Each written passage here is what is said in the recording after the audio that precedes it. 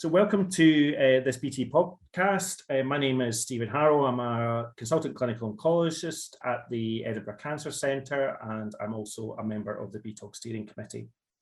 So this is part of our regular podcast series entitled BTOG Does, where we have informal chats with experts in their field and tackle the most important questions we all face in the diagnosis and treatment of thoracic cancers. It's important to say that sponsors of BTOG do not have any role whatsoever in the planning, content, or delivery of anything discussed.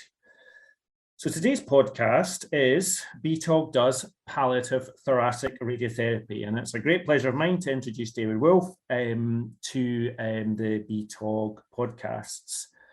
David trained in North London and then moved north to the Christie, where he's been a consultant for the past 6 or so years, predominantly in lung cancer, which is obviously how I know David, but also I think you've got an interest in breast cancer and oligomets. And the main reason for getting you involved in this talk today, David, was that I know that you're the co-chief investigator for the Tourist platform, which we'll hopefully discuss. So welcome. Thanks very much for joining us. No, it's a pleasure. It's a pleasure. I'm always worried when you start with the word expert. I'm not sure I consider myself to be an expert in anything, but I suppose. Yeah, no. Well, I'm glad I'm on this side of the podcast and not on your side. So, so I suppose the way to start off with this is, just so that we're both talking about the same thing. What do you mean by palliative thoracic radiotherapy?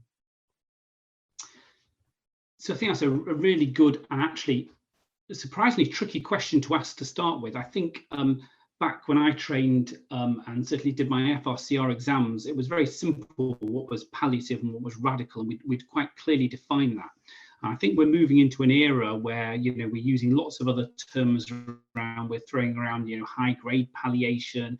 We're talking a lot about oligomet stuff. Is that really radical? Is it palliative? I know you've done a podcast on that recently, and that will depend on the situation. So I think the definition can get quite tricky. And really, I think that the place where we get probably most tied up is when we actually use it with our patients. We don't necessarily use the word radical, maybe we do, but that curative versus non-curative in that grey area in between, which probably applies to lung cancer more than other cancers. When I'm thinking about purely palliative radiotherapy, which is what we're talking about here, I'm thinking about doses given for sort of symptom control, maybe for prolonging life, but really with no view to a long-term cure. So that's sort of my thinking, and I'm not really thinking when I'm engaging in the word palliative in sort of the oligomets type conversation or sort of the Saron study type conversations where we're giving radiotherapy to multiple bits with an intention of curing, although that cure rate may be very, very low. So that's sort of my way of thinking through the problem, but I think it's become challenging actually. Yeah, I mean, I think you're right. I suppose I think of oligomets slightly differently, but it probably is palliation essentially. I mean, a lot of what we do is palliation. So we'll part oligomets over to one side, right? And I agree that we're now agreed that we're both talking at roughly the same topic. So I mean, I quite like the new consent forms, because I think they're quite good in that they say, palliation for symptom control and also prolonging life. And I think that those are the ways that I think of palliations, like you're not curing a cancer, but you may extend their life and you may improve symptoms. And okay, so yeah, I'd agree with that. I agree. Yeah. So what's your practice in the Christie like then? So somebody comes to you, they've got big bulky central disease and maybe just a couple of bone mets. You don't really think they're fit for systemic treatment. They're kind of just off their food, not feeling too good. How would you manage these patients? So you're not going to give them systemic treatment. Yeah, so I think this is a group which we see quite a lot. So they're not symptomatic. They're a bit yuck, but they're not symptomatic. And what we're going to do here, and then the bigger question, which would come to it, what evidence, as an evidence-based community especially, what on earth evidence do we have to back up what I'm about to say? And I'm not sure I do have much evidence to back up what I'm I'm about to say, but there we go. Okay. So if they've got big, bulky central disease and limited metastatic disease, which is what we're talking about here, there is quite a temptation, especially from a radiation oncologist, to just go in there and give some palliative radiotherapy. What we're trying to achieve, we're probably trying to prevent symptoms. If we're seeing big, bulky central disease, we're pretty sure they're going to run into problems fairly soon, maybe with hemoptysis, maybe might be some collapse and worsening dyspnea. So we're thinking quite early about whether we're preventing symptoms occurring in this sort of patients. We're also tempted by the fact that we can treat the bulk of disease. So if that's where the bulk of their that's where the bulk of their cancer is, we know that we can get, our radiotherapy in to treat, 90% of their cancer, and that is quite tempting, isn't it? Mm-hmm. So I think those are the group of patients that you would engage in a conversation about palliative radiotherapy. Hopefully we're better with our patients at sort of talking about what their goals might be rather than what my or our goals are. So patient-driven goals are, and a realistic thing of what they're actually going to achieve. So they may want treatment, they may be very pleased to have treatment, but actually being realistic about what that achieves. Mm-hmm. Can we tell the patient that's going to make them live longer? I don't know. I'm not sure we can.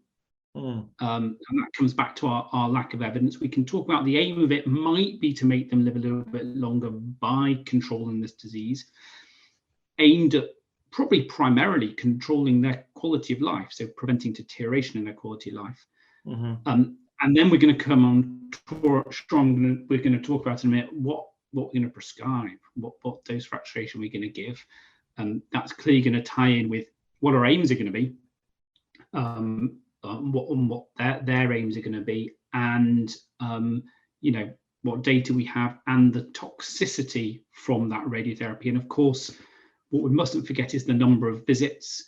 I, like you, work in a large cancer centre where patients may travel a reasonable distance to us.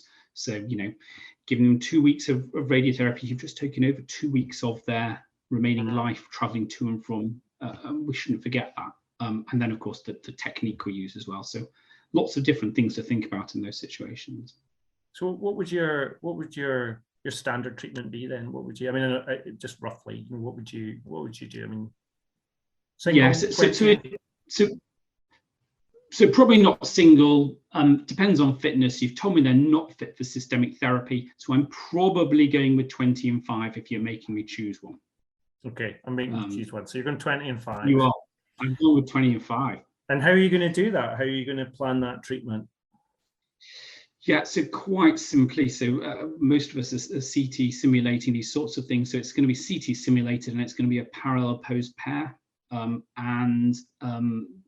advantage of not planning these things, certainly in the department I work in, as many of them, is they'll be ready to go, fairly quickly. There's no planning time, ready to go potentially in a few days. So I'm planning them really quite simply.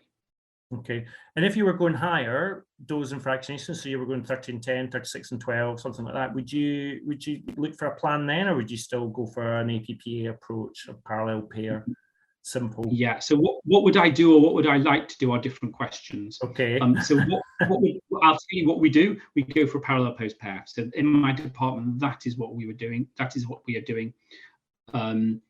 We are a big department, and when we've looked at planning these patients and we look at the numbers, then it actually has a reasonable resource implication for planning if we switch them all to a VMAT IMRT plan, etc.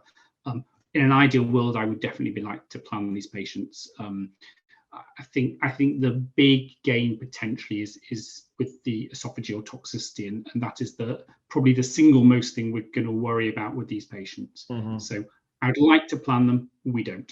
Right. Okay. And it would there ever be like if you had really large volume disease, is that anything that you would then kind of go to your department and ask them, please, I really want to do a VMAT plan on this, or would that just not fly?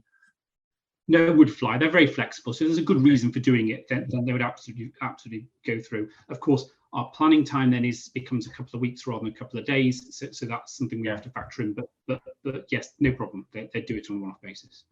I mean, I certainly think that, I'm like you would screen on, do a parallel pair, but, certainly moving definitely more to IMRT for our 36 and 12 patients, the higher dose and fractionation.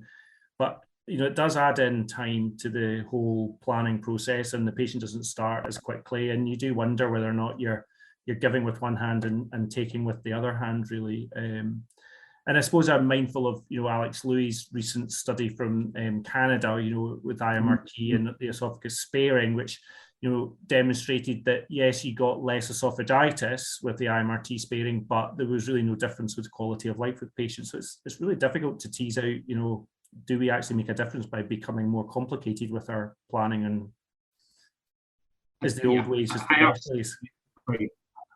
And that's been the story with IMRT. A lot of it is, we have the technology, so we use it, and again, that evidence base behind it has sort of lagged behind, hasn't it? Exactly. So, what about emergency palliative treatments? I can think of three. Hemoptysis, collapsed lung, SVCO. So, hemoptysis. Would you again just put a 20 and 5 on, 20 gray and 5 fractions? Was your standard? So 20 and 5, or actually, I'm often I will go for the shortest number of fractionation I think is reasonable in these situations. So it may often be a single fraction, depends on bulk of disease, and that's a little bit of an eyeball test. So sometimes it will be a single, either 8 or 10 gray. But if there's a bulk of disease, and clearly with hemoptysis, there often will be a bulk of disease there, you can be creeping towards the sort of 20 and 5 zone. And are you ever a fan of 17 and 2? No, I've seen it used. I've seen it used in my training. I'm not sure the benefit of one over the other. I suspect there probably is little difference. We don't have any data. So some places use it. That's a given. I think it's a weekly regime, isn't it? There's a week in between. Yeah, I've done it a few times, and unfortunately, quite often you don't get to the second treatment because they're not great after the first. And so I've never really moved over to using it routinely. And what about the chart? You give it all up front and you have the after. So exactly. What about SVCO? How do you manage that? I mean, obviously, we're still debating and constantly, do we put in a stent? Do we irradiate? I mean, I think yes, radiotherapy probably it works, as does chemo work, but I think we certainly feel that stents first is the best option to alleviate. I don't know, what's your practice?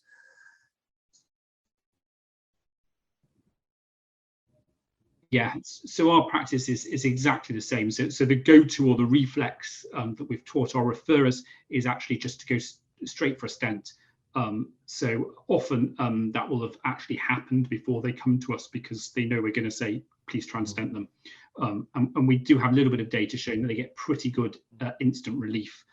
So I think that's the reason. And then we will, again, routinely, we would probably offer some consolidation radiotherapy after that. So again, dose fractionation will depend a little bit on the situation, whether that's the bulk of the disease and how fit they are. But as routine, we would irradiate after a stent normally. Okay, yeah, no, I think we're about the same. And what about collapsed lungs? So I was asked to go up to the wards to see a patient, a really elderly guy, and so I agreed to give him a single fraction, and I really did not think it was going to make much difference. And then the respiratory physician sent me a chest X-ray image, and one single fraction had just reinflated this lung, and this guy who was in his 80s was doing much better. Because I'm always like, it's stuck down, there's no point really giving any radiotherapy now, it's probably too late. And I was really surprised at how effective just a single fraction was. What would your practice be for somebody who has collapsed their lung? Are you sure that wasn't just mucus plugging that they coughed up? Well, no, I'm going to take full credit for it. Go for it. You take the credit. We need the credit where we can. You've got it sometimes, haven't you? You can tell from my cynicism where I am with that. I'm not a great believer that we really often open up collapsed airways with radiotherapy. I think often they come to us, it's been collapsed for some time, and I think that we're just probably not going to get easy control over it with radiotherapy in that situation. So I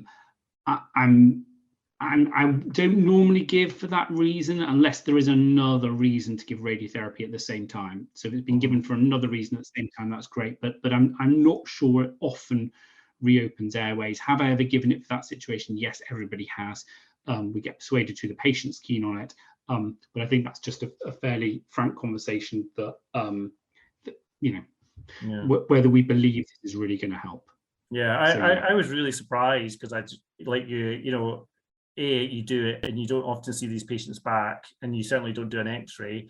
And so I had to eat my words when I said it wasn't going to work. But anyway, so that's kind of, I think we're all roughly the same, but there is a bit of difference, I think, around the country, and I think that's what our training trains us for, really, is to use these different doses and schedules as appropriate for the patient. Obviously, you're the co-investigator of the tourist platform studies, and so we're trying to maybe get some standardization into practice. So do you want to tell me about this endeavour that you've got funding for already, I believe? Is that right? Yes, so we've got a large amount of funding from NIHR. We're waiting for NHS England, who I think just need to sign on the dotted line to say that they're happy, but we're hoping that's a formality. Basically what we're trying to do with the tourist platform is take palliative radiotherapy we've just talked about into a little bit of the modern era, and give us a bit of an evidence base and a structure to actually what we do, because we know all the MRC data, etc., but what drug therapies were they using back then? Well, not very much. What techniques were they using? Very different to modern techniques. Some of the staging was probably done in the chest X-ray era back then. So it's a completely different kettle of fish. And that's still where a lot of our evidence comes from. Because these MRC studies, I was going to say, these MRC studies, for people who maybe don't know, who are maybe younger than us, they go back to the 1990s, don't they? Yeah, I'm recruiting in the 1980s. Yeah, exactly. Yeah, I want to be able to say before I was born, but that's not unfortunately true. But I would like to be able to say that. I'm not quite there. But yeah, it's old-fashioned stuff, and we still use that as our evidence, don't we? So so essentially, Tourist is a platform. We have two embedded studies that are already funded. And it's trying to be quite pragmatic. So it's for patients with stage 4 non-small cell lung cancer at the outset, so that half of patients that present with stage 4 disease. And it's trying to be quite inclusive. So we've got two parts. We've got the PRINCE part of it, which is essentially taking people who are having systemic therapy. So they're having systemic therapy as practice, and they're then being randomized to high dose palliative radiotherapy, sort of a 30-ish gray type regime in 10 fractions, versus no radiotherapy. And that radiotherapy is given upfront and early.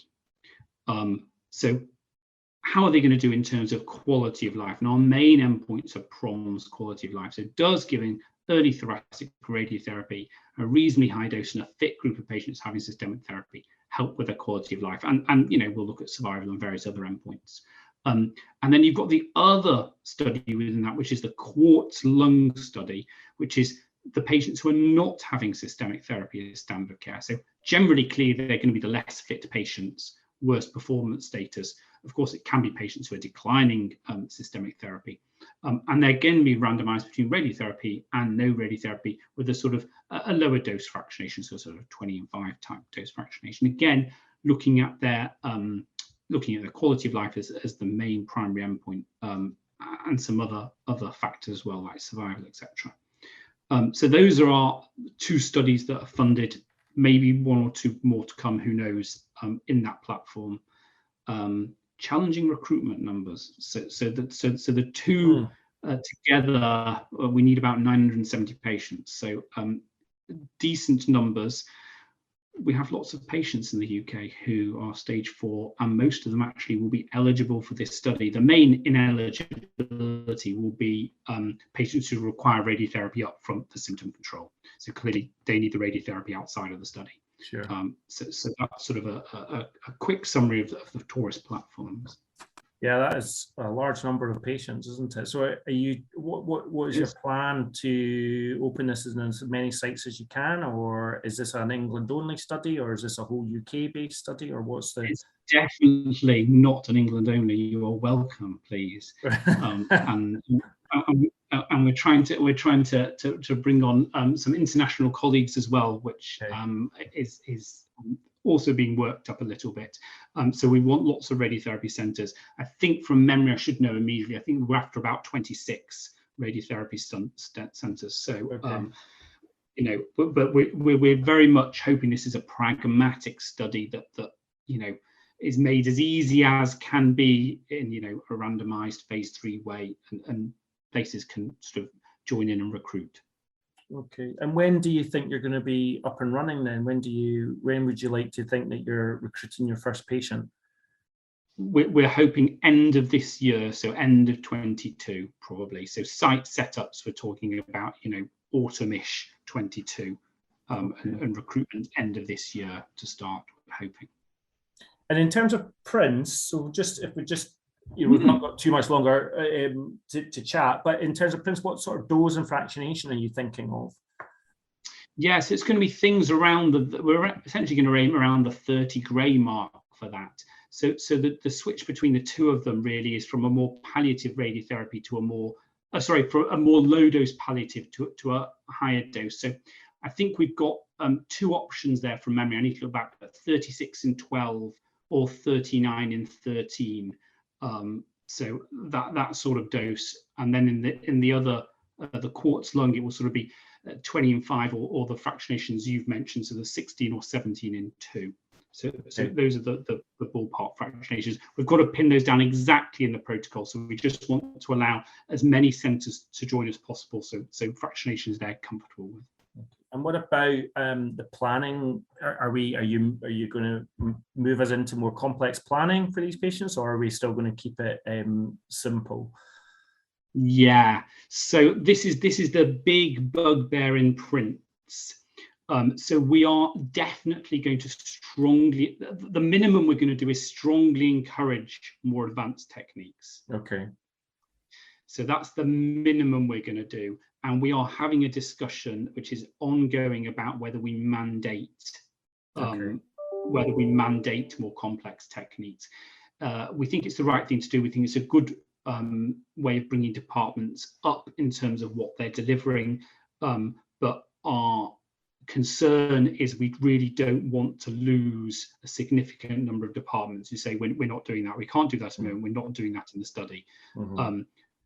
And we're going to approach a number of centres really to get some feedback on that question, because we do not want to lose centres for that reason. I mean, certainly, you know, when I did my fellowship 14 years ago in Canada, you know, they were doing, you know, conformal plans for their 36 and 12s back then. So, you know, certainly, I think to get the international centres, they'll be wanting to, I think, do more complex planning. They were slightly laughing at us when we took it to them and discussed that they may have the option of a 2D approach, and I think they fell off their chairs at that thought. Yeah. So, yes. I think we've got to keep it pragmatic, though, haven't we? And suitable for the UK population, really, isn't it? And we've got to use the resource that we have, haven't we? I think you're right. I think the problem is we will end up with more complex planning. We're going to be there by the time this study comes out. Surely everybody will be using more complex planning for these group of patients, and then you don't want the complaint to be where somebody reads it, well, a third of the patient had 2D radiotherapy back then. It's trying to future-proof the results as well. It's a tricky conundrum. We might be auto-contouring, or somebody will be auto-contouring. We'll just press a button and it'll be all done for us. It'll be very straightforward, I'm sure, in the next few years. Drinking coffee. Yeah. Okay, well, David, that's us probably over our 20 minutes. Normally what I say to people at this point, is there anything that I've not asked you that you feel you'd like to say, or we've not discussed, some hot topic that I'm unaware of in the world of palliative thoracic radiotherapy? Oh gosh, that's like the end of a consultant interview. You got any questions for me? No, I don't. I don't think there's anything. I think we've had a really good chat. Thank you very much. Really enjoyed that, actually. No, thank you. General go through it. There's nothing key I think we haven't covered. So no, that was great. Thank you. Great. Okay. Well, look, thanks very much, David. I wish you all the best with the study. You know, we need to recruit to it when it opens. We need to make sure that we're seen as good recruiters in the UK, and certainly, as you say, we've got a lot of patients that should fit the bill for this study going forward. So all the best with it. That'd be great. Thank you. Okay, thanks very much. So everybody, thank you very much for listening. We hope that gave you a bit of an insight into palliative radiotherapy to the thorax. For more information on BTOG, including educational events and how to join, you can visit www.btog.org. So I will finish now. Thank you very much, David.